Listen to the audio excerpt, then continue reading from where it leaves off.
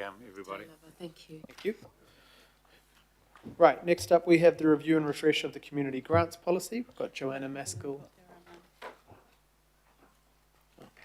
Oh, there's no local board input, sorry. We've got Liz and Louise as well, kia ora. And now I understand Councillor Ferry and Councillor Gillen would like to move and second this one, so that's just on the table, but we'll go back to you first for the conversation. Kia ora. Kia ora koutou, ko Joanna Maskell toku ingoa. I'm a Principal Policy Advisor from the Community Policy team with Liz Sybil, Senior Policy Manager, and Louise Mason, GM of Policy, next to me. So we're here today to seek approval of the scope for the review and refresh of the Community Grants Policy, specifically option 3 set out in the scope. Grants are a key lever that Council uses to support and partner with community-led activity, aligning with our strategic outcomes and also with local board plans. The current community grants policy covers local and regional contestable grants. The reason that we're here today, or the trigger for this, is that we had an internal audit of contestable grants, and that found that there were some areas of policy improvement, specifically commenting on enhanced accountability, improvement of monitoring for impact, clarifying areas of ambiguity, and updating some of the policy settings around issues such as maximum grant amounts. In addition, the current policy is over 10 years old and much has changed in that time, both in terms of Council's strategic alignment and also in terms of best practice grant making. So this is an opportunity to align the policy with those things. There is some evidence of grant programs across Council operating outside of the policy settings, and that is the reason for that is some of them have sprung up, for example, after the storm that happened in 2023 and the need to support communities quickly and under those circumstances. In addition, we could explore a policy direction that allows for new and innovative grant-making practices, and there's an opportunity to include guidance around non-contestable grants, which are not currently included in this policy.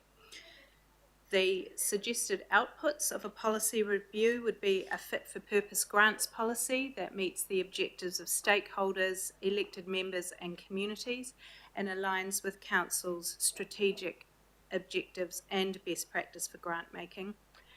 Achieving clarity on the impact that Council is making with grants, creating a framework to ensure Council is delivering value for money from grants, effective and efficient decision-making processes, stewardship and transparency of public funds, and equity and investing for impact being embedded into the policy and funding decisions. So the project scope considered 3 options, and the recommended option, as I mentioned at the top, is the full review and refresh of the policy. Some of the work streams set out in that option are researching and mapping grant-making practice as it's happening currently at Council, assessing the value for money of grants, researching of best practice grant making to inform Council's practice, engagement with local boards, iwi and communities. This option will take more time and resources, but it is a more robust process and will ultimately deliver better outcomes. This option sets out local boards having an early opportunity to input into the policy process and then to provide formal feedback in regard to the grant policy. All elected members will be invited to workshops in regard to the review findings and to provide input into options for a refreshed policy in Q3-4 of financial year 2026-2027, with a refreshed draft policy brought back to this committee in the early part of 2028. So that is the option that we are recommending, and I'm happy to take any questions about the project scope. Kia ora, thank you very much.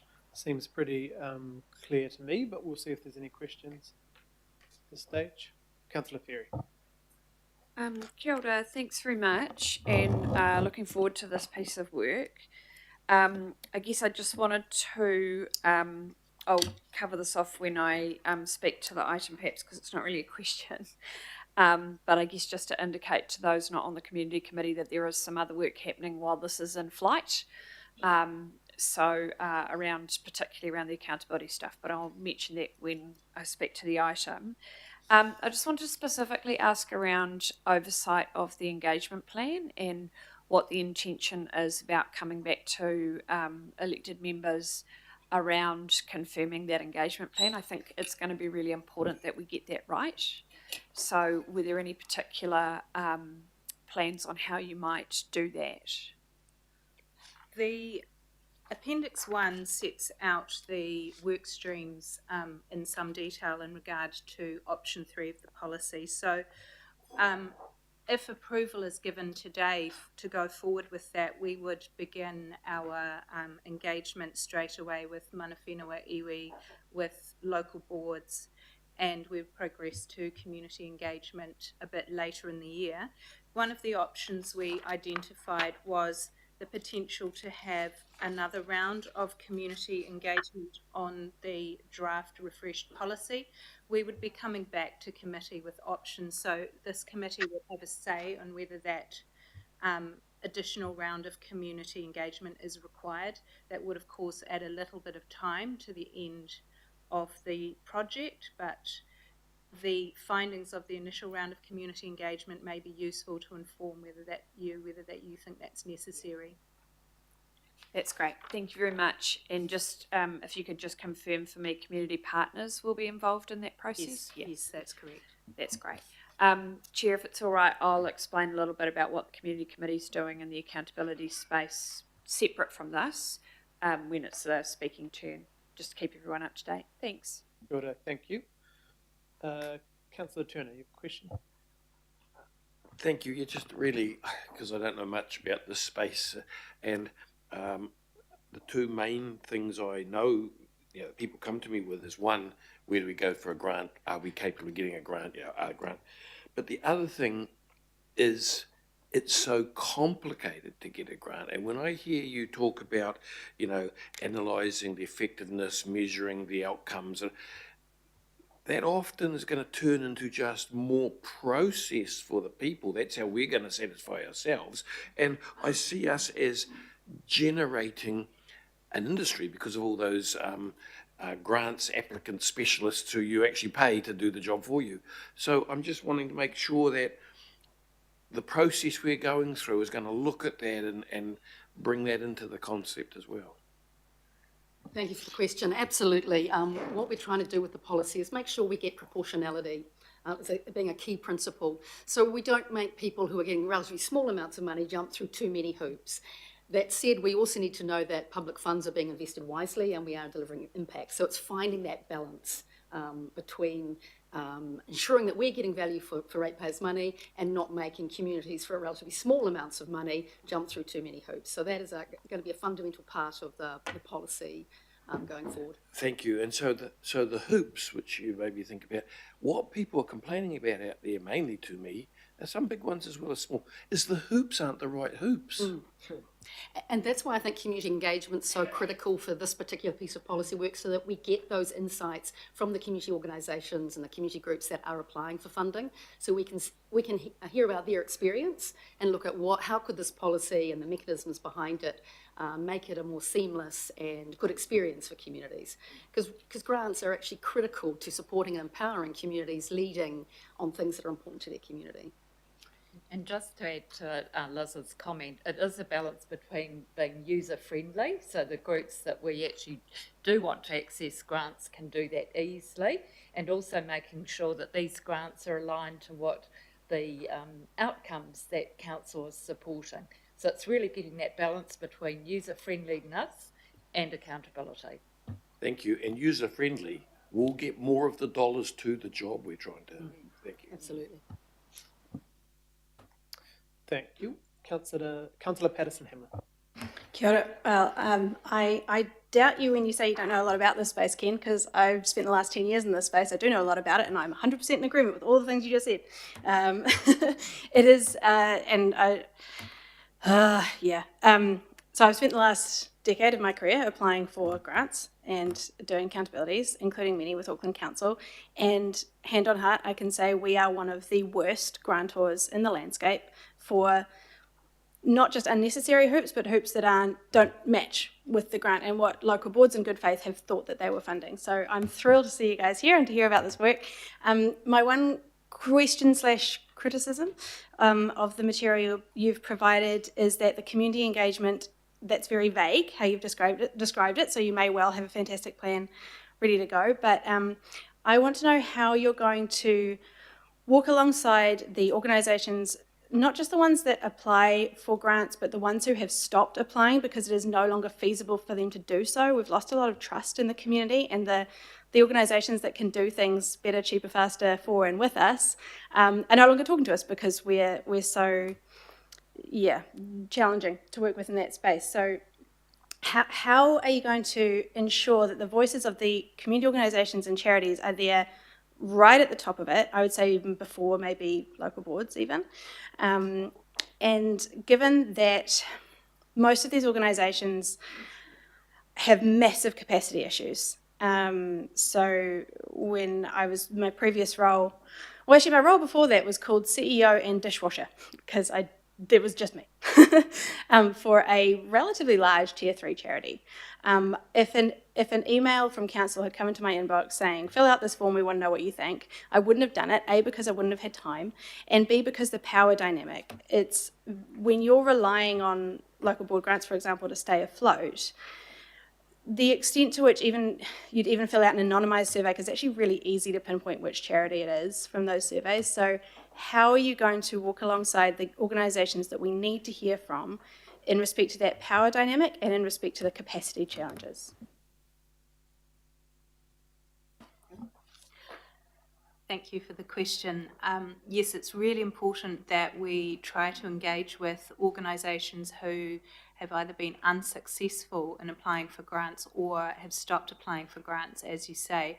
We do have a lot of data from our subject matter experts about who those people are, so it's around making sure that we are targeting invitations both for survey and for in-person engagement, and perhaps that engagement is run by someone who is respected in the community in that space, to try and attract people to feel that they can be honest in their views about how their experience has been in applying for grants for council. So we are also working with closely. We will be working with our engagement team who have a lot of community connections to make sure that our engagement process is really robust. Thank you. A quick follow-up, if I may, Chair. When you say the subject matter experts, who are you referring to? Because from both the applicant and the local board side, there is variety in the depth of understanding of the charities landscape among some of those subject matter experts. I suppose I was referring to more colleagues in the regional grant space. There are some very knowledgeable and experienced subject matter experts that are running the regional grants over a number of different areas. I think it's fair to say that the local board grants is perhaps a more challenging space, so we will need to work quite hard to make sure we're across engagement around that with the right people. I'm pleased to hear that's where the focus is. Kia ora, Councillor. Councillor Burns. My question was around the engagement, the strategic estimated engagement budget and how that looked. So I saw it said 53 to 65k budgeted for the engagement. The Māori engagement was 38,000 out of that 65. And in the Auckland Plan strategic directions, it says creating a strong, inclusive and equitable society that ensures opportunity for all Aucklanders.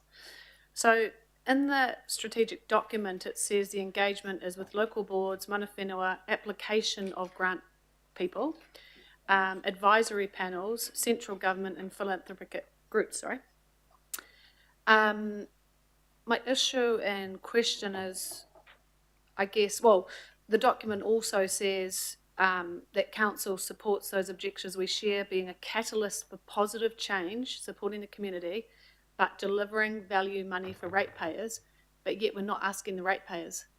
We're asking people that are emotionally invested in the grants round.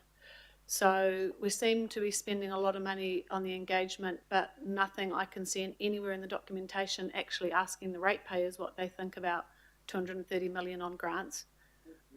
Don't get me wrong, I support grants where they're spent well, but my question is really, I would think that needs to be addressed, the engagement plan. That's my question. Thank you for the question. We will absolutely be doing wider community engagement through our public survey. So we could well be doing work through the People's Panel, and the survey that we'll put out to the community will be available for anyone to respond to, not just community organisations. So there will be an opportunity to hear from members of the public on this. And then this decision, once we have a findings and options report, this committee can decide whether we take it out for full public consultation, the draft policy, which then is available again to anybody to respond to.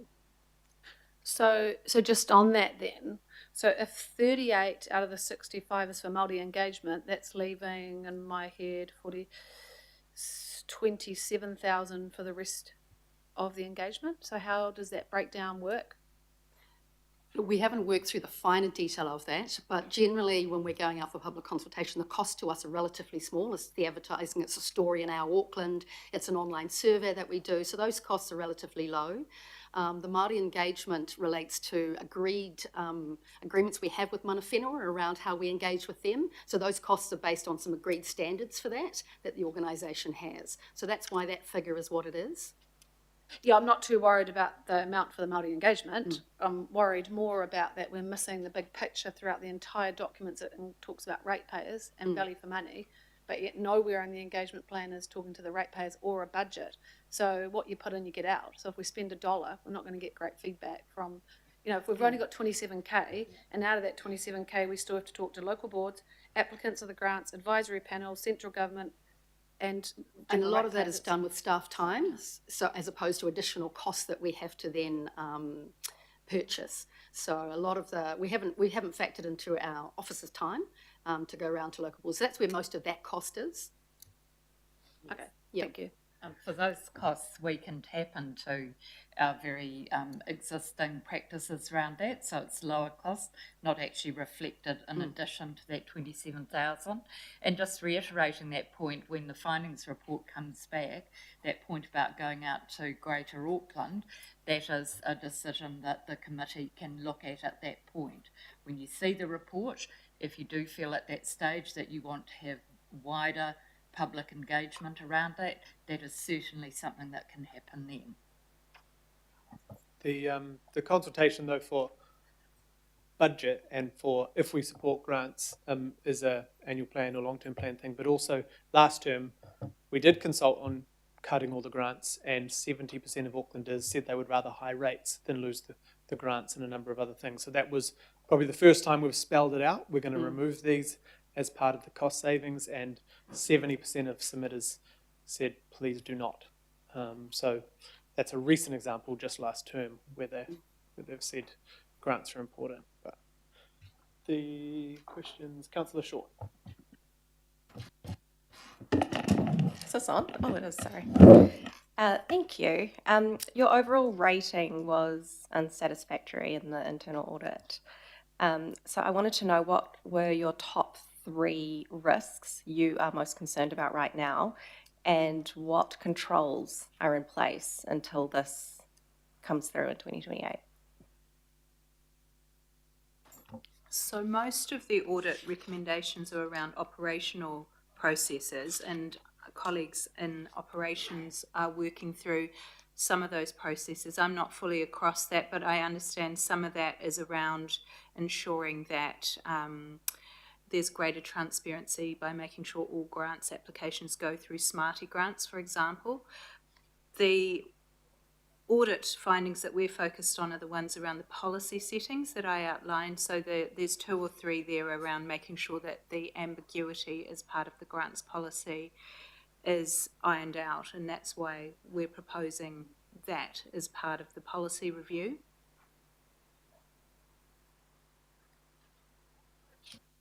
Yeah, probably the three key policy issues that they identified. One was accountability and strengthening the accountability and compliance of that, because what the audit found was that, you know, we were giving out grants and we weren't always getting the accountability reports back. So some of that is operational process, but how could the policy be strengthened to make the requirement to be accountable stronger? So that was a key one. And then the other key one is around monitoring for impact, and how are we creating a framework that supports council to understand the impact it's having from its grants. So what can the policy do to strengthen that and provide a framework that enables the teams that are delivering grants to do that? And the third thing was this, as Joanna mentions, a few things around what was seen as slightly ambiguous terms, so things like what is religious purposes, because that's something that's not eligible, and political purposes. And there'd been some issues with, in circumstances, grants being given to educational institutions and queries about whether that was an educational purpose and didn't qualify under our grants policy. So clarifying what we mean by some of those terms a little more strongly. And then the final one is around some of the policy settings. So at the moment, the policy has things like a local small grant can only be up to $2,000. Now, 10 years on, $2,000 isn't a lot, and we need to sort of look at those settings and adapt them to where we are now. Sorry, can I just ask one more? One of the other things that I noticed was also the conflicts of interest, and that was also a point that was highlighted. Yeah. How are we managing that now that we know that that's a risk? So how is this going to be managed besides, you know, some people don't perceive their conflict of interest to be an interest, where it is so clearly one. So is this something that you guys are going to take a stronger stance on? What are you looking at? Are we forcing GB, local board members to actually declare it? I'd like to kind of know what actions you're taking in that space too. So the policy is already very clear around conflict of interest and the requirement to do that. So where that issue is happening is in terms of operational procedures to make sure that happens. So the teams that manage our grant programs are putting things in place to correct that and make that a stronger requirement, because the policy already says those things. So there's not much we can do from the policy side. That really is about operational accountability. And the audit team have identified that, and systems are getting in place. GMs who are responsible for grant programs are kind of all across that and making the changes needed. Kia ora, Councillor. Member Karen Wilson. Kia ora, thank you. Look, I want to just ask the pātai in terms of the consideration around engagement when it comes, not necessarily the funding. The audit report doesn't necessarily speak to the notion of equity because it's probably not required to. So in terms of what you would consider as mana whenua engagement, how would that be configured into potentially a bigger budget, for instance, also in terms of the treaty obligations of council? So how will that be configured into the review if this recommendation was to be passed? So the engagement with mana whenua iwi is something that the policy department's been working really hard on. We have a colleague who has set up quite a robust process to make sure that we're engaging directly with iwi in regard to the projects that they're interested in engaging with. So we have a formalised process where we can meet each month and go to iwi forum meetings and engage directly if iwi have expressed an interest in that. So that would start in potentially August of this year, and we would engage one-on-one with each iwi if they've expressed an interest in providing feedback about this particular policy review. It's worth noting that in the scope we have said that the Māori outcomes funding, which was to be on the agenda today, also would be outside of the scope of this review. That's because that particular program is moving more directly into a partnership model with iwi, and so this is more around contestable grants that iwi may choose to apply for over and above that partnership funding that council is doing through the Māori Outcomes funding, and also any thoughts around non-contestable grants there. So we're very interested to hear about that from iwi and to feed that back into our policy review as well. And so that's one of the priority areas of engagement for us.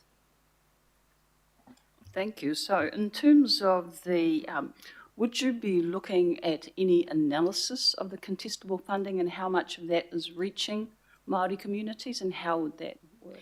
Yes, so one of the areas of work that we've set out is a mapping of where grants funding is currently going and it benefits, so who's benefiting from that, and whether we can track how much funding Māori are getting currently from contestable and non-contestable grants, as far as we're able to with the data that exists.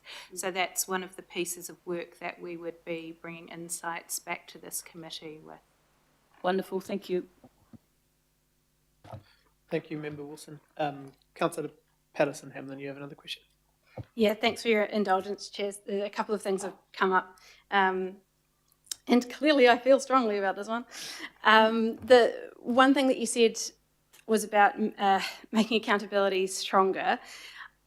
Stronger is not the problem. Appropriate and sensible is the problem. At the moment, you've got organisations who have no but staff time to spare, spending hours and hours and hours with a council staff member who refuses to pick up the phone on an accountability that could have been sorted out in 10 minutes. There's also, I mean, the real leaders in the space in terms of granting organisations are moving away from stuff like Smarty Grants forms in general. And this includes local authorities. They're moving more towards an EOI, followed by working with the charity to understand where the actual gap is and where the money that they have can be used for the maximum impact. And I'm going to come back to impact though. You know, and also I think those organisations often have way fewer staff working on this than Auckland Council. Some of them are administering hundreds and hundreds of thousands of dollars worth of grants, and they've got like one retired guy sorting it all, and somehow their accountability is fine. That's an extreme example, but I mean, are we looking? Is the scope of this bold enough to get away from that kind of system of granting and accountabilities that is actually at this point pretty out of date and out of step with the rest of the landscape? Thank you for the question. Yes, that is something that has come out quite strongly, that there is a tension between the requirements that we currently have to get people to report, perhaps for relatively small amounts of money, with some of the more innovative practices of grant making that, as you say, other organisations are moving towards. That's why we thought it was really important to do a review of best practice, looking at what other entities in Aotearoa and internationally are doing in the grant making space, and to see what learnings there are that we can adopt at Auckland Council. I think it's right to say that there's a tension between what we need to do as a minimum for accountability and transparency of public money and public expenditure versus more innovative grant-making practices that perhaps aren't as administratively burdensome on small organisations. So that is something that we are going to have to work with as part of this review, and obviously part of that, bringing back options to this committee, is going to have to set some of that out. Just to add to that, the point is really well made. This policy was last looked at in 2014. Since then, there's been a lot of advances in practice and grant making. And as Joe was saying, look at those exemplars. We work with partner organisations like Foundation North, etc., and others that are leading how you can be more effective in grant making. So that's certainly the context that we're looking at in this review. And the demand for additional accountability, of course, that is a perspective our auditors feel strongly about, and our communities will have slightly different drivers. So it really is that balancing of tensions there. Yeah, for sure. But I think where that aligns, because don't get me wrong, I am not saying that, you know, these grants should not be accounted for well. Like what's difficult is when you spend a large amount of your working life making sure that they are able to be accounted for, and then the person at the other end of the accountability doesn't seem to recognise what is elsewhere recognised. So I guess what I'm saying is council doesn't need to reinvent the wheel on accountability. What we're doing at the moment is throwing good money after bad. Essentially, it's negating the spend that we're making. And yeah, I guess what I'm trying to say is that it depends on the organisation. There's a lot of variety out there, but probably the majority of organisations that we're granting to are accounting for that same grant in other ways. So if we can really make a focus of this review, not triple, quadruple handling, to get to the same accountability result, that would be amazing. And sorry, Chair, one last question.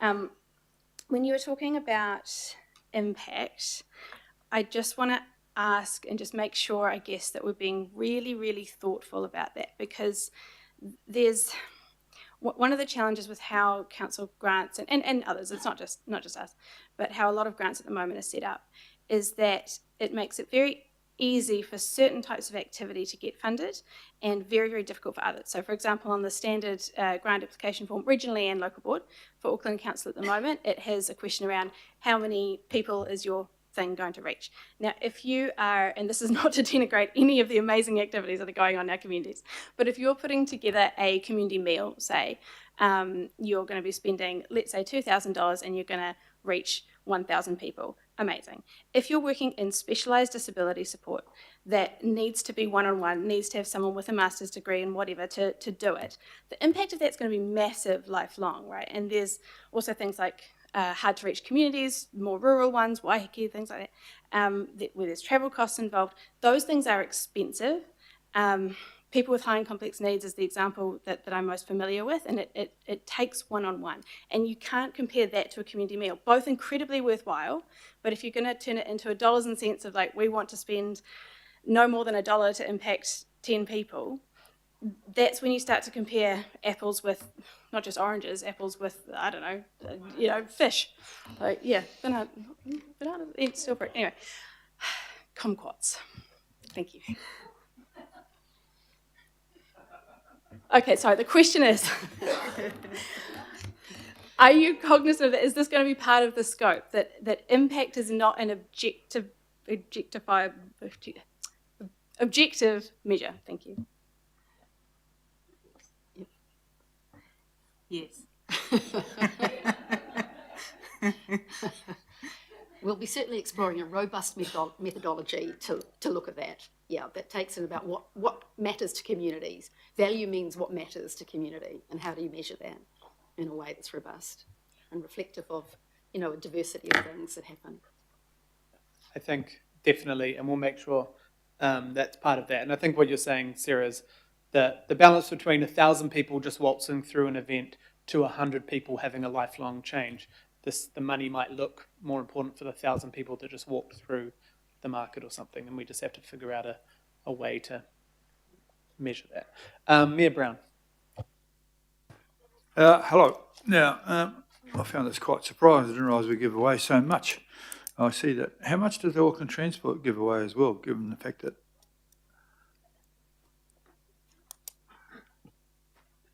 Yeah, that's something we need to explore as they come into council. Is that part of what's going to take you 6 months to do research and discovery? I mean, I would have thought you knew those answers. That's what your job is. And so there's $25 million, $25.477 million. I don't know quite, is that just what it totaled up to, or is that what we actually allowed in the plan? That was the budget. Yeah, that's amazing. We got down to 25,470,091. That's incredibly close budgeting. It wasn't 9150 or anything. And then there's up here on the next page, it says approximately 200 million of non-contestable. So we're incredibly accurate in piece, and the other one vaguely accurate in the next one. So I'm losing confidence, and you don't know about the transport in the other one. And so the idea, do we actually need to do a review of it? Well, on the base of this page, absolutely we need to do a review of it. Are we asking, because then looks here, it's going to take 2.5 million, item 43, all the things you're going to do and how long it's going to take. It looks like an employment initiative for the people in your sector. rather than actually a review. I would have thought a review would have been able to get stuck in and have a review quite quickly and find things out. And so I can't agree to anything that's going to take so long. That's not a review. By the time you get to the end of it, things will have changed from the start. And I'm in the same camp as Bo Burns, is that if the people who are going to review it are the people who are used to giving away money, then you're going to just find a new way of giving money. This has to be a completely separate team. It can't be the people who just give it away. It's got to be people who don't give it away.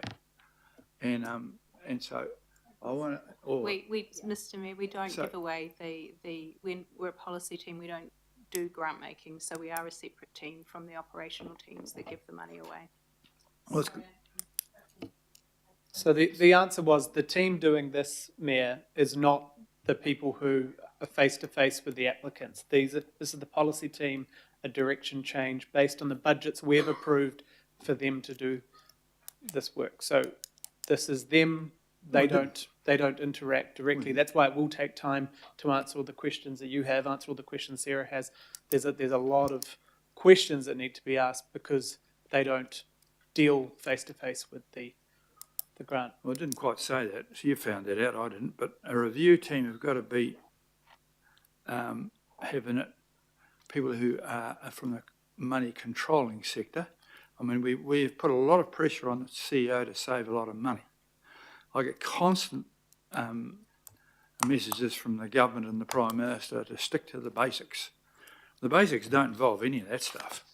This is all in the to be liked to. And whilst the chairperson was correct in pointing out that 70% of the people opposed cuts when he had a decision last year, but that was because we asked the people who were going to suffer from the cuts. Well, we did and we didn't. But most of the community don't respond unless you go to them. And like, I mean, if you are going to go to, you have to go to the groups who are clearly on the side of spend nothing. What is it? As much as I loathe them, the taxpayers' unions and those sort of people have a view that's quite different. And the government have a view. They're constantly telling me, you've got to reduce the rates, stick to your basics, stick to water. None of these are basics according to them. They're kind of a basic according to me. But and then the same people come back for the same amount of money every bloody year, so it's almost like in their, it's not a gift, it's kind of like become their wage almost. So if we're going to do a review, which I think we should, I've got to be convinced that it's going to be a really, really independent review. And that means people who don't work here, and I would like to have a review of why it would take so long. How do you manage to research and discovery for 6 months? That's supposed to be, somebody should know those things now, otherwise we're giving away 200. This is the same amount of money as we're charging to run the CRL next year. Unbelievable. I wish that had a review some years ago as well, but I'm stuck with that.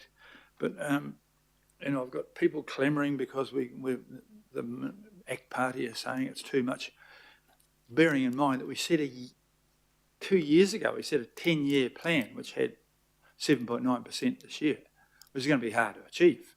So I'm not going to have any truck with people who want any less than that unless they're prepared to cut this sort of stuff. And that this is the 7.9%. So are we going to offer, in your consultation, would you say we're going to have no grants or a CRL? That's consultation. Or you're just going to say, well, we can shave $5 off the little people of Avondale South who've gone to do something nice, which might be a good thing for all I know. But consultation has to ask hard questions. It's the CRL or giving money away, because that's what I get from the government. Why don't you stick to your basic knitting, roads and pipes. Can I maybe go, just... Oh, yeah, but our basic knitting costs $225 million to have a bloody museum that no one goes to, almost nobody. So my question, how independent is this going to be? Can you guarantee it's going to be really independent? Can it stand up? Will it be able to stand up to the criticisms that I get hassled from various weird parties like the ACT and things like that. I might speak and maybe pass to Megan if you want, but just to be very clear, we have made a decision to support these budgets also through the current annual plan. The 200 million set aside is, and you've tried with the government, Mayor, is mostly the government required funding. A RAFA board, the museum. I understand it. MOTAC. So if we're going to have an independent one, it will give me some value to answer the rubbish I get from the government. Yeah, but this is a policy update of how we grant, not should we or are we budgeting this money. We've already done that. The other things are the increase. The big part on our side is the Sports Infrastructure Fund, which actually was increased by 35 million through the mayoral proposal 2 years ago. So we just have to be careful what we're asking staff to do, and then, well, this is what the question was. So maybe Megan, if you talk about the independence, because we'd have to fund. No, look, through the chair, I completely understand all of the points made. I think they're all really important because I think everyone agrees that there is a role for council to have grants for community groups. There will be a question about how much and all that, and that is a long-term plan and an annual plan decision for you and local boards. What this team is doing is we are assuming that there will always be a need for some kind of granting, and so we are looking at the policy under which we can do that, and then which assists the delivery teams who look at funding those grants and delivering those grants. So it is a different team. Of course, we will understand and we work with our partners in operations to understand how they do it, but we also know there are big changes that need to happen in that part of the grant process as well. So I also hear your thoughts and comments around the time frame. We are aware of that, and we will keep working on that. If we can do it quicker, we will do that. We also do want to make sure we do a good job because it is a really important thing that hasn't been reviewed for a very long time. So I hear all of that. Please take my word for it that we are the right people to look at it. We'll do it in the right way. We'll do it as quickly as we can. And we're also very cognizant of that whole kind of pragmatism that needs to come with the review as well when it comes to the process of actually asking for grants. Thank you. Councillor Newman. Sorry, can I just clarify, is the Sport and Rec Facilities Investment Fund, that's a regional contested as well as non-contested, is that covered within the scope of this? So, okay, so can I just get clarification? We've got a value for money review of that whole thing going on at the moment. Are you that, or are you, so we're going to have two reviews running in parallel by two different people? As I understand it, we're working quite closely with the Value for Money team. They're reviewing the whole of the sports and recreation budget area. Ours is on a small part, which is the grants part of it. We'll be keeping in quite close contact with them to make sure that there isn't an overlap in data requests, but yes, that they are two different reviews happening with two different teams. Why? That was a decision made by another committee. No, but that was a decision made of that committee, and now this is a new committee, considering whether we should well, it looks like we're doing the same thing with two different people mandated by two different committees in relation to the same funding. This is in regard to the policy, which is around how decisions are made about the funding. The Value for Money team are looking at the specific value for money that the sports and recreation area is giving. It is a different scope. It's a broader scope with the Value for Money. This is a subset of it, which is why we're working together, but it is a different and broader scope coming from Value for Money Committee on the broader value that's coming from the work that we do in that sport and recreation sector.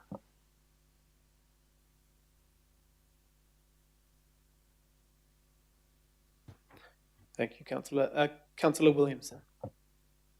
Yeah, look, I think I'll move it to when we're talking. Sorry, these are more specific points I want to make rather than questions. Councillor Philippine, question. Thank you, Herman. This is a review and a refresh. This is not to amend the policy, is it? It is a review of the policy which could result in amendments to the existing policy, absolutely. If we find things that need to be changed, strengthened, enhanced options that you might want to look at for how we can be better at grant making in the future. Yeah, so it absolutely is an opportunity to do that. At the moment, it's a review and a refresh, but it could then be an amendment, amending the policy. Yes, it could result in amendments to the policy and options for council to consider more or less money into the grants pool, I guess, ultimately. So if it ends up being amended, we therefore then have to follow the Local Government Act 2002 in regards to consultation if through this review refresh is to amend. Yes, absolutely. That's correct, eh? Yeah, but at the moment it's only a review and refresh. That's right, Councillor Filipina. So after we do this work, we will be coming back to this committee with the findings, with options and with any recommendations. And at that point, we would then look at what further consultation would be needed. And that would be a decision of the committee. Yeah, Chair, I just wanted to make that point because under the Local Government Act 2002 and it's 76AA, if any of our policies are amended, we then need to do the consultation. But this is only a review and a refresh for that to come back to us in 2028, first quarter. Yeah? Okay, thank you. Kia ora, Councillor, thank you. Councillor Ferry, question, or are you wanting to... She's a comment. Councillor Gillan, question. Oh, thank you. Just quickly, the 200 million going to non-contestable grants. That's grants like the Sport Recreation Facility Fund. Are you also including where local boards give annual grants to community groups that they resolve through the work program? Are you including that sort of stuff or not? So non-contestable involves a whole range of things. So it's grants to asset-based services that local boards do to community organisations who might be running their facilities. It's the ARAFA funding, that's the regional amenities funding, the cultural institutions funding. That's a lot of the non-contestable.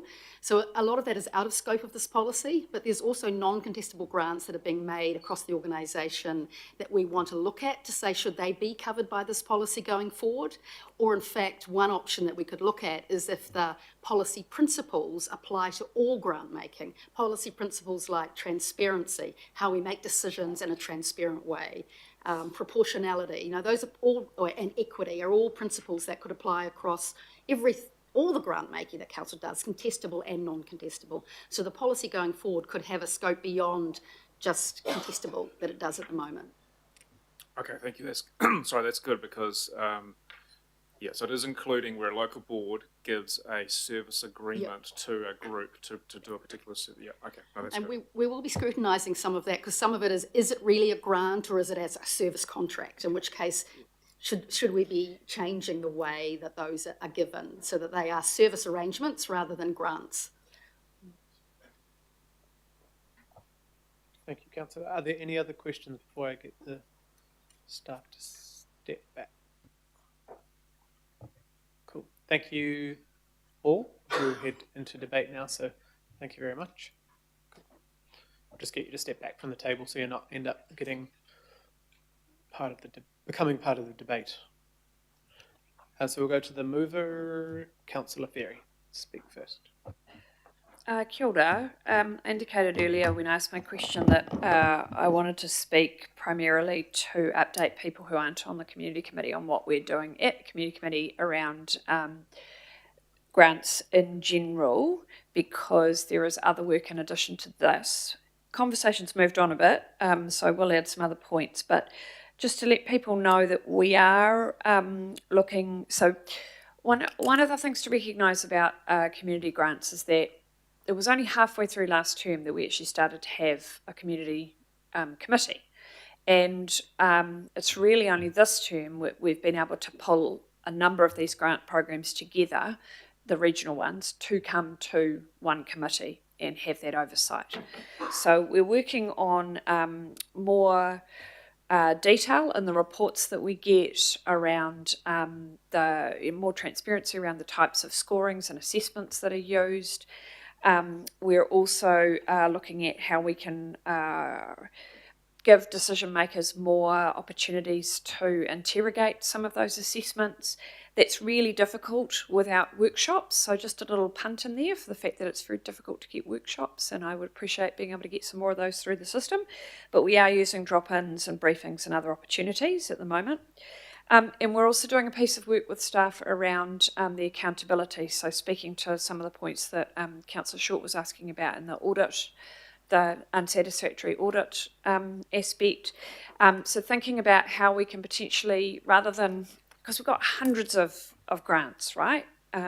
Hundreds of individual grants, and the timelines on which the accountability reports come in are all over the place. You know, sometimes it'll be 6 months later you get an accountability report. Sometimes it'll be 2 years later you get an accountability report. So what we're working with staff on behind the scenes, and this is not the policy staff that we've heard from today, this is the people who actually work in the grant space. What we're working on is how can they bring something that might look like a quarterly accountability report that covers off some of the themes in accountability, that points to some examples and allows some oversight and conversation in that accountability space, because that hasn't existed previously. Previously, what's happened is staff have said, yes, we got an accountability report, yes, it met the standards for that accountability report, therefore this applicant is eligible again next time around. And so we haven't actually learnt from those accountability reports, and often there are things that we could learn as an organisation and also about our own processes. So we're working on that. However, the work we have in front of us today is not about the operation so much, although it will, I'm sure, inform, as Councillor Patterson-Hamlin has eloquently spoken to, some needs to improve our processes. It is about how we do this in the future. It's not about how much, that is set in the budget conversations. It's about how we will actually, in practice, do this stuff. And I want to acknowledge the frustration that Sarah spoke to very well, which is widely shared amongst applicants. And this is our opportunity to address that. And I wanted to also point out why the best practice part of this, the research into best practice, is really important. I'd love it if one of the people we could talk to in that, I'm sure there's plenty of good ideas, is Jenny Gill. So Jenny is great. Liz just giving me a thumbs up. Jenny used to head Foundation North. She steered them through their massive shift from being the ASB, I can't remember what the official name was, but ASB Charitable Trust to being Foundation North. The massive program of change they went through to become better at measuring their impact, from moving from a system where they basically just sort of rolled over all the time. I don't mean in a sense that they gave grants out willy-nilly, but it was more of a same groups reapplying for the same stuff over and over, to actually shifting their system to measure their impact, to have a social outcomes area where they did innovation and stuff like that. So I think Jenny's insight, and also about how the grant environment can inadvertently result in scope change by organisations.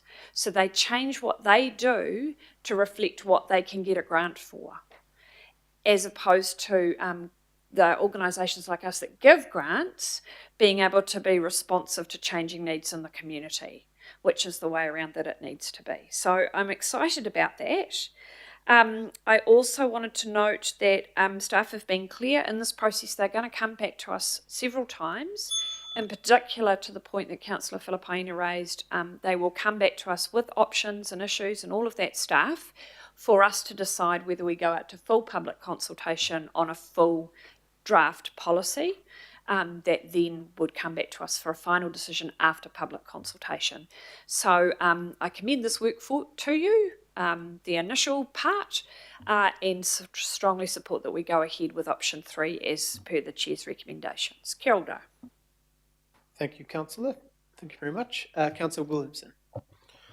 Yeah, thanks, Chair. Look, this is the one part of Auckland Council that I've always had serious concerns about, that we somehow think we can make determinations about other people's money And I want to speak on behalf of a number of people on fixed incomes who are struggling like stink and getting rates bills that are crippling them, and then see allocation of money going to, for example, in our local board, movies in the park, where we pay to get a big screen and some projector, and people could go down to the local Lloyd Elsmore Park and watch a movie. And I'm sorry, but I just think there are things that as a council we should be involved in terms of, you know, the core role and function of a council. But in my ward, the vast bulk of people I know who are struggling still have access to television and movies and other things in their homes. And it just seems to me wrong to say to someone who is struggling, we're taking a record high increase in rates from you, and we're going to be giving it to people that I just seriously see example after example. I'm not going to spend half an hour going through them. That is just not our role and function. If it's a welfare type thing, then that's central government in my view. And we've got a whole range of things where our money is desperately required. And I agree with the Mayor, 100% with the Mayor, that we've got to do a really proper root and branch review of this stuff, almost at a value for money committee, to see what the hell are we doing, what are we getting back for that, and why is us, more importantly, why is it us that's doing that? Why are we not saying to central government, you're getting bloody grumpy at how much we keep putting up our rates? Well, then you stop putting stupid requirements on us all the bloody time and telling us we have to fund this and that and fund this and then that. And so I'm really keen on, if we do this well and we do it from a proper, as I said, a value for money type committee type approach to going through this, I'd be a lot happier than just having a quick once over lightly and, oh yeah, well, it's good that we give a lot of grants out to it, because there's either families who are struggling down at the bottom end of income that I find really hard to explain to them why we're taking so much off them, or there's people on fixed incomes who just keep saying, I don't get any more service, in fact, I get less service every year, and yet you keep wanting to put my bill up. So I'm 100% supporting of what the Mayor's asking for. Thank you, Councillor. Councillor Patterson-Hamlin. Kia ora. I want to speak in defence of grants. We are often talking around this table about how we want to do things better, cheaper and faster. We are often talking about how we want to explore partnerships that work. We have a lot of outcomes we want to achieve as a council, and there are a lot of community organisations, frankly, doing a much better, cheaper, faster version of that than we are. The dollars that go into grants are repaid multifold, or at least they could be, if we had sensible applications and accountabilities in place. The whānau that you're talking about, Councillor Williamson, that we're all, I think, have front of mind here, are exactly the whānau who would be best served by us putting sensible investment into grants. There's a lot of things that council are trying to do, but that we can't necessarily do ourselves. So some of the food rescue charities, for example, find that if they are doing something where they have council branding, it is harder to engage with certain families than it is without it.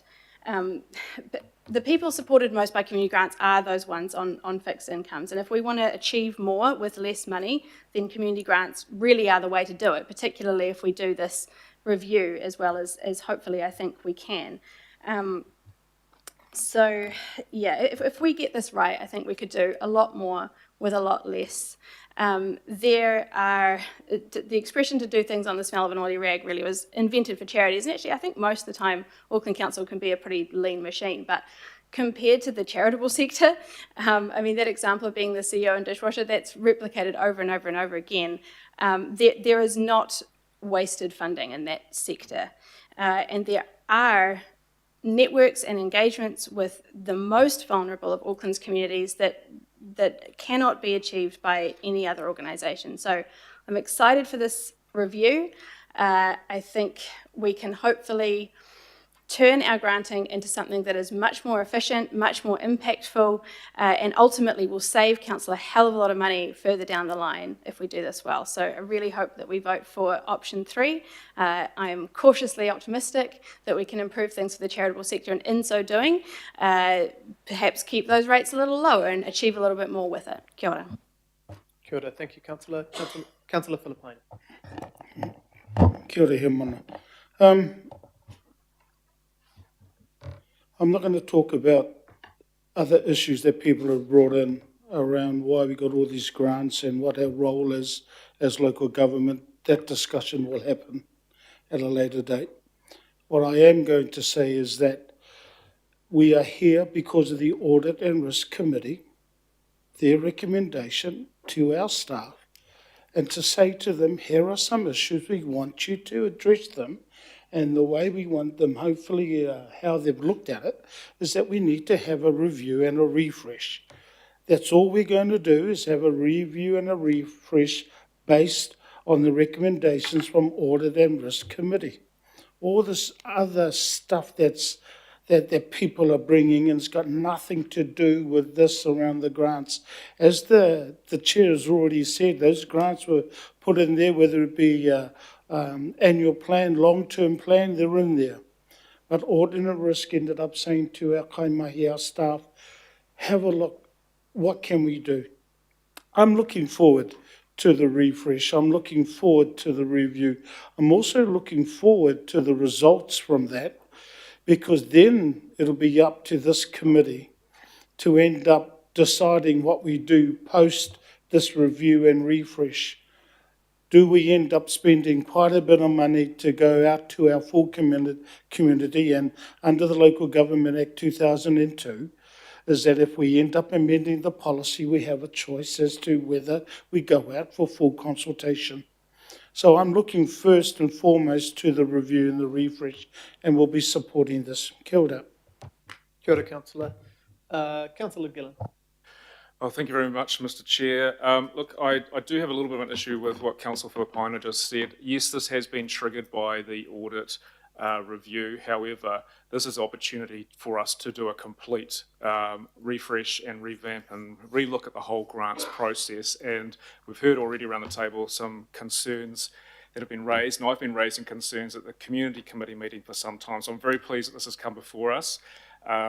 I've been concerned about the regional non-contestable grants and the process around that, and that it seems to be council picking winners in some cases. I'm also concerned that there's an expectation from the community and from applicants that the elected members are properly considering the applications and making good decisions with ratepayer money. However, what I've found, and since I've been here this term, is that decision makers are not actually seeing the applications, and I know that's being worked through at the moment. We're not workshopping the applications, as Councillor Ferry said, which makes it difficult to ask for additional information to help inform our decisions.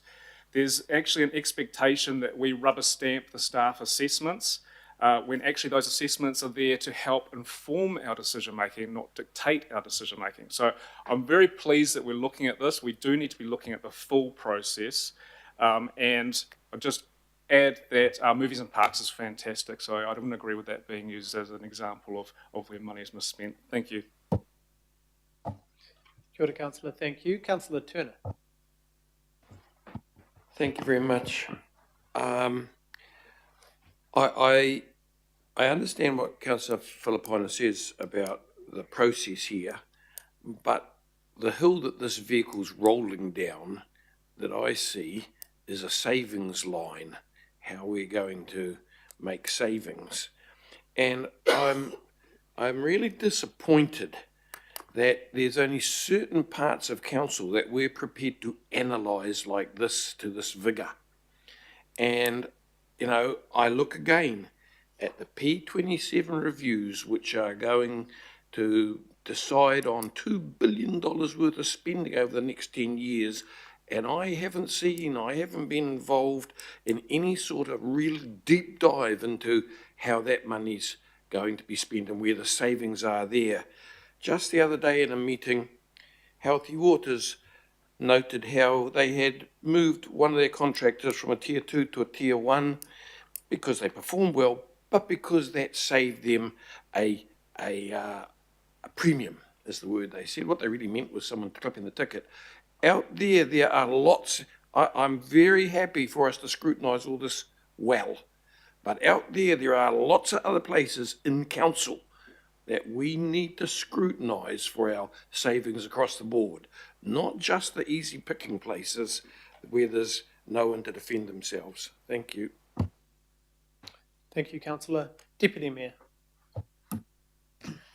Thanks, Chair. I'm very happy to put my name to this for a couple of reasons. The first one is, and they're all in point 39 actually, the first 3 bullet points under point 39. First one is to understand and map council's current grant making practices, including an analysis of who currently benefits from the programs. We need to know that, we need to understand that really well.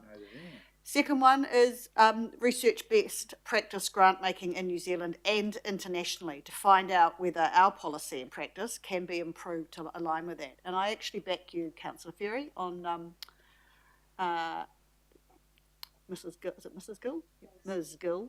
Ms. Gill. I've worked and known her through both ASB and Foundation North, and I think she would be a good person to talk to.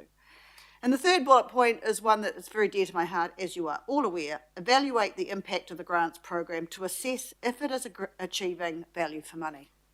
There is no way you cannot support this review. And I think option 3 is the best of those options. And I'm really looking forward to the outcome. So very, very happy to lend my name to it. Thank you very much. Thank you, Deputy Mayor. Councillor Winiata. Yes, thank you, Chair. I'm going to pick on Movies in the Park. It's important to note that Movies in the Park is a work program line and not a grants line. On the Manarewa Local Board, we got rid of Movies in the Park for the main reason that 3 years in a row at a $15,000 cost it was cancelled with no right of refund. So we don't want to get stuck with that, but I also know many organisations that if we provided a grant to them to run Movies in the Park, they would be able to do it significantly cheaper. So I appreciate that there is a lot of money spent. I'm very proud of the grants that we provided to the community in Manarewa. There seems to be a different experience when the grants rounds between local boards. Granted that this is looking at council, but there are certainly places for grants. Those that are applying for grants have the ability to do things much more efficiently and cheaper than council does if we're in a similar view working in parallel. Council needs to be more of a partner with those entities rather than trying to sort things out themselves. So option 3 sounds great, but I do agree with the Mayor, although I think that Auckland Transport hasn't been in-house, so we haven't had the scope of how they are spending their money, but I will be watching with a close eye, Mr. Mayor, to see how that goes, because I don't think any of us will be too happy with that. Thank you. Kia ora, Councillor. Thank you. Councillor Burns. Yes, I also support the full review, and I also support full public consultation if it doesn't cost $1 million.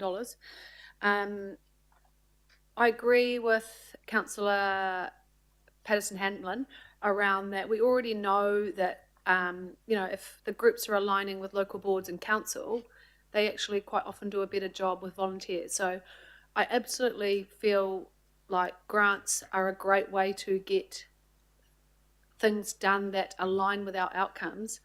But unfortunately, myself, and I'm sure many of you that have been in the local board roles, have seen grants where I've had experience where we have funded rice cookers, vouchers, money for supermarkets, and that is literally dishing out money. And there'll be recordings of me absolutely opposing that. So my background's marketing, yeah? And when you go out with have your says and questions, and I would like to request, and I'll see if I can get the information of the 70% of those people that supported grants, what the question was, what they were asked, because were they asked, do you agree with 235 million being spent on grants? And what's the outcome on that? Because I bet that wasn't a question.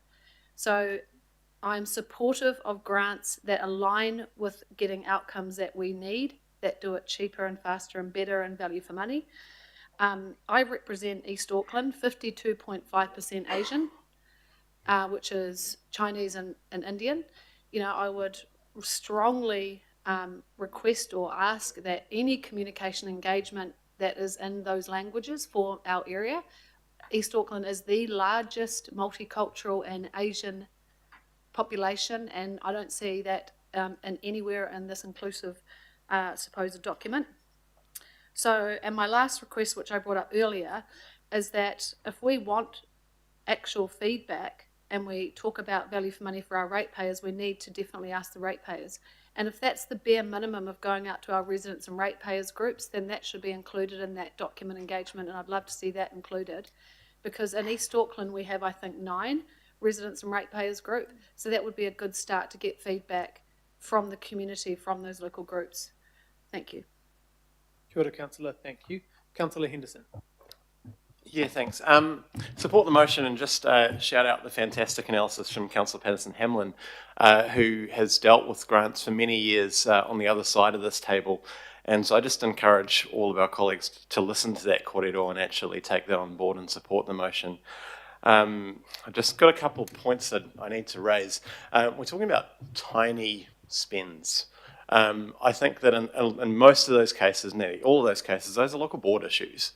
And we're here talking about regional grants. I think we should make that distinction before there's any kind of hype around, look at what council is spending on X and Y. You need to figure out exactly where that's coming from first and foremost.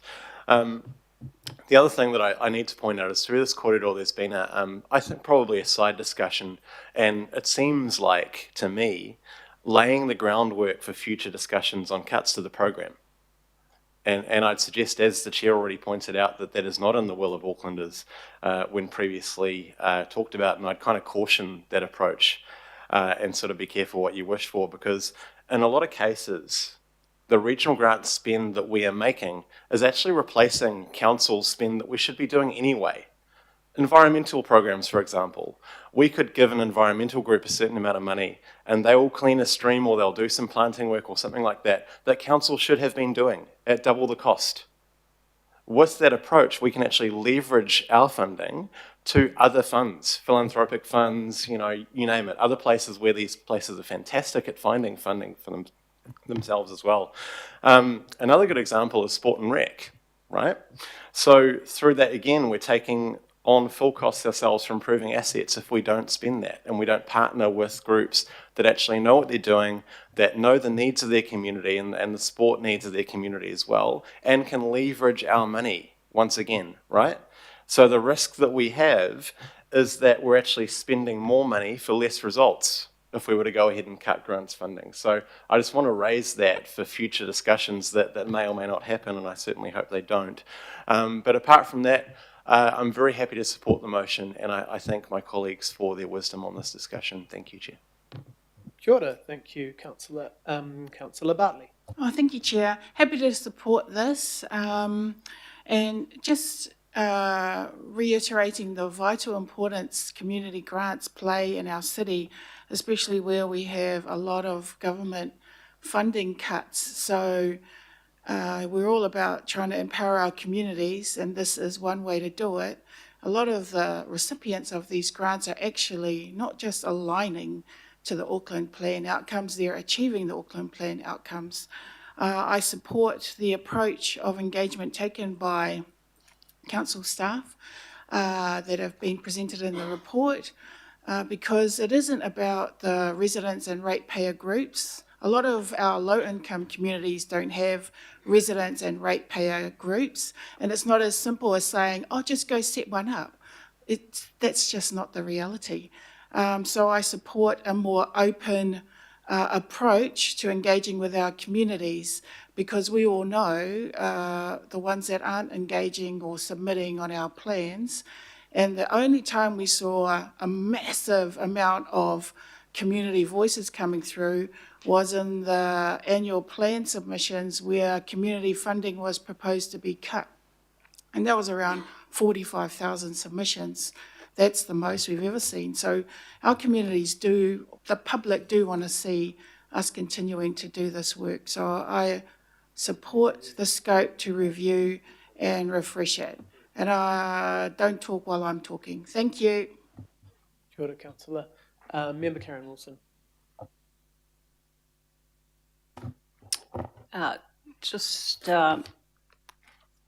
As newly arrived here in terms of the term, it's really incumbent that I understand the processes whereby we have items come to the table here. And so I acknowledge absolutely that a process was the Audit and Risk Committee was set up to identify exactly those things that would hamper the ability for this grant at a policy level to be enabled. So that's a good thing. Then I had the ability to listen to a pātai that was posed by Councillor Newman around how come it's not the same as the value for money.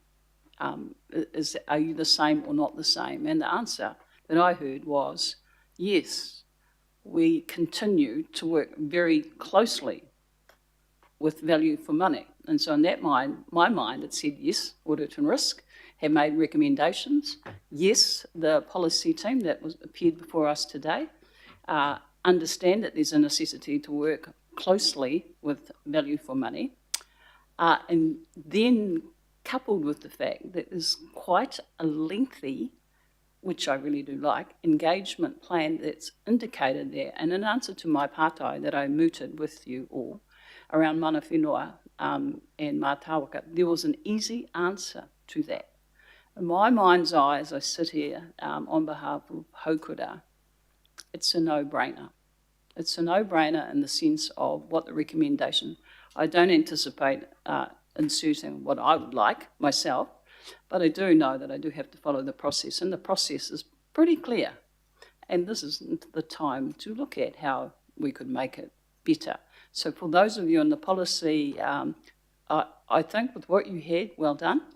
I think that you did all that you were asked of, and we will be supporting this recommendation. Thank you. Kia ora, Member Wilson. Thank you. Councillor Newman. Yeah, look, thanks, Chair. I mean, there are some pretty important issues that need to be looked at as part of this review. I just want to pick on one little piece, and I know that there'll be workshops.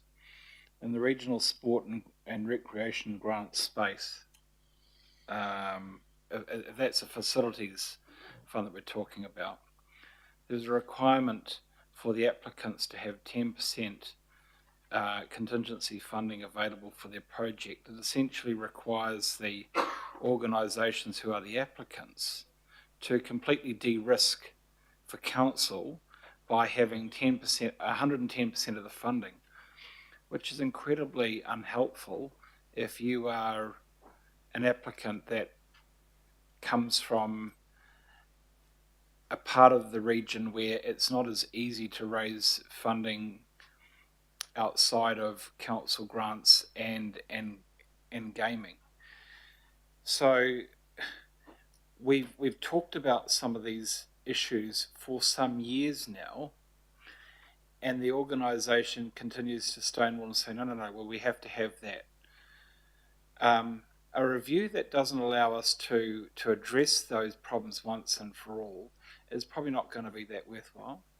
So I have to say that either there is an opportunity for some changes to some of the criteria around these grants, or I'm not necessarily sure that I want to just continue to wade through the sort of funding quantums around some of these grants that we have been through the annual plans moving forward, because I think that it's hard to justify some of the amounts that we're talking about if the criteria for groups to reasonably access them to achieve a good outcome is set so high that it provides an effective barrier for the community. It might be wonderful for the staff who are administrating, but you have to focus on the outcome. The outcomes aren't being met.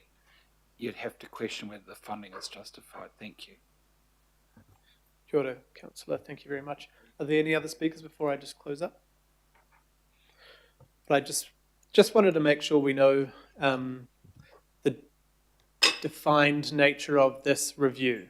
It is on the 25 or so million, obviously that was going backwards, so it's probably a bit more this year, on the funds and the grants that local boards and governing body administer.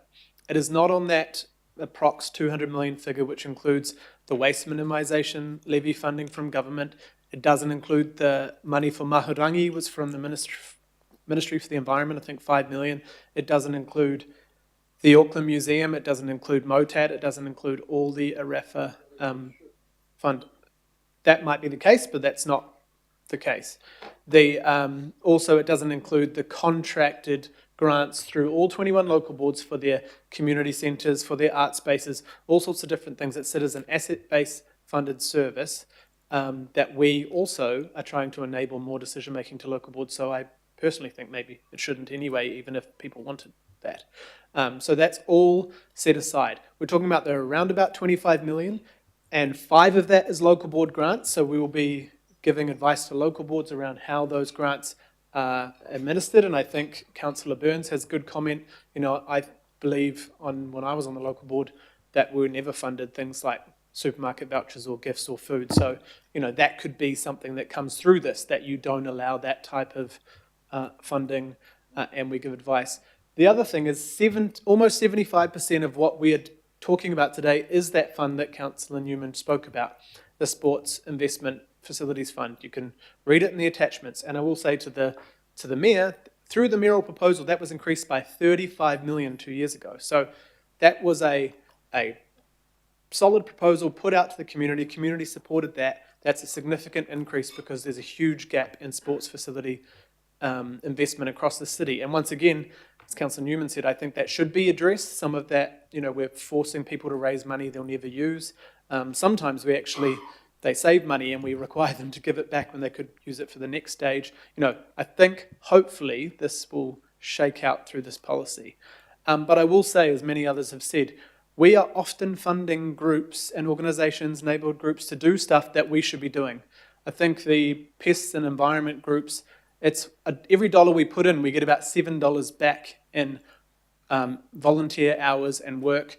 Our 200 hectares of planting going in the regional parks is nearly all done by volunteers, mana whenua groups, community organisations, and we're actually using sustainably linked loans on that. We are saving money as an organisation because we are planting these trees, etc., but we are not paying for the workforce to do that. Who opens their doors during every flood we've had and every emergency? It's marae, it's community organisations. Some of that funding goes to help them address those issues. We could do all that through community centres. We could hire people to work overnight. We could hire people to hand out food parcels, but we are not doing that. So we're using grants to help, and sometimes we've got to be careful that we're not taking advantage of mana whenua. We're not taking advantage of community groups. We're not taking advantage of older people often who are working their butts off in our community because they want to invest in the community, but also it's saving council money. In saying all that, we should definitely review it. Audit and Risk have said it's an issue. We have not reviewed this for a while. It will help deal with, I think, the suggestions Councillor Gillan has said, but I hope it also sets us up to make sure we're making good decisions, because I don't actually like when you just chip in and go, oh, 5,000 here, 5,000, I'll take 5,000 off them. You see it at local board, and I don't think at regional level we should be plucking random numbers and shifting it all around. But I think be careful what you wish for if you're thinking of cutting back the grants, because I know that everyone, when it comes to their area, I've seen it during the sports and the sports facilities funding, that councillors will move things and protect the couple million for their local stadium or their local project or their local thing. I think the local government minister a couple of years ago on Q&A couldn't name one thing that he would cut back on in his community around Anzac services, that all the MPs turn up to that. Santa parades, the museums and things in local communities that everyone loves. If we flip it around on rates capping, on cutting the full well-beings, cutting these grants, there'll be a lot of people knocking on our doors going, why aren't you funding those great things in our community that we rely on, that we expect our communities to come and tell us that they want? And if they don't want it, then we should be cutting back on it. We should be stopping it or looking at more efficient ways of doing work. But just want to make sure that when we approve budgets, when we increase budgets, which we did through the last long-term plan less than 2 years ago, that we also allow policy like this to make sure we're spending that money in the right way, making it more efficient, that it's not staff time eating up that grant funding in the first place. So, right, all those in favour? Oh, sorry, Mayor, I did ask if there was anyone else. Mayor Brown, sorry. Thank you for just pointing out that in the way this is worded, because we had a discussion about a whole wide range of things. It talks about $200 million out of here, which is a golden opportunity to question our RAFA. It talks about bits and pieces from the transport thing, which we don't even know how much we're going to take them in shortly. And what you're saying is that we're just going to be spending 2 years talking about $25 million, not the whole lot. Well, $25 million, I hate to tell you, I'll probably spend that this next 6 months. I mean, that's not, I thought we were talking about all of our grants. And so if this is much ado about it. 2 years to talk about $25 million. It's unbelievable. It's got to be all grants. This is a golden opportunity as we're looking at grants to go back, arm ourselves to the teeth when we go back and talk to the government about changing the legislation for our RAFA, where the museum can ask for whatever they bloody well like, and so does MOTAT. And so already we're spending $80 subsidy if everyone goes to MOTAT. So I'd like to amend this to see that if we're going to spend 2 years, I want to look at the broad grants policy, because we're going to do this here and everyone's going to think we're talking about $250 million worth, and you're actually talking about peanuts. And so I support the idea of having a look at grants, but not just carefully selected ones. Now, we've also had people talking about sports fields around here, which is it's probably the most justifiable area of grants, if you ask me. We've had grants leading up towards Marai, and I'm quite happy about those if they're justifiable. But I think it's got to be a bit more broader than that. So I'm going to propose that we amend it so that this is to refresh the grants policies and all grants associated with this council. Have I a seconder for that? Yes, I do. I've got several seconders for that. So it's just too narrow. I can't believe that we're going to have so many people working so hard to look at so little. I mean, it completely changes. No, it doesn't. It changes it back to what we've had the discussion about and what we've got pages and pages and pages to read about. I mean, maybe we could, Mayor, Excuse me, Richard, can I help? We are doing, under the cultural sector review, yes, we are reviewing that grant process in the legislation review. And that's been clear when it's come to governing body as well. So why would we do that then? Well, we kind of are anyway, because not here. No, not in this particular review, but concurrently, under the cultural sector review, we are doing that work stream. It came to Value for Money last week. So I think you will get your outcome. Oh, no, I won't, mate. The cultural one is going to be the cultural people liking the cultural one. Then we're going to have a sports one. They're going to have left-handed people who want one. And it's just about the government and the public having a big debate about how much money council just give away because we take money from ratepayers. And we'll look at everything. And it may well find that it's good, and some are good and some are not good, but we're not going to do it piecemeal. Just because those people who love cultural things are going to talk about the cultural, and I don't. I'd have nothing if I know that one there, but conversely, they'd have nothing for sports. So that's why we have a debate. Yeah. I mean, you've got an amendment up, but I can speak to it, but it would be nice to be warned of this. Anyway, go on. Well, you warned me at the end, and thank you for that, because in fact I didn't realise that we were so narrow compared to what we've been talking about for an hour. Yeah, sorry, can we? Chair, Sorry, just because it's not even up, could I maybe suggest? Yeah, we need to adjourn to sorry, understand what the mayor yeah, wants. Yeah, thank you.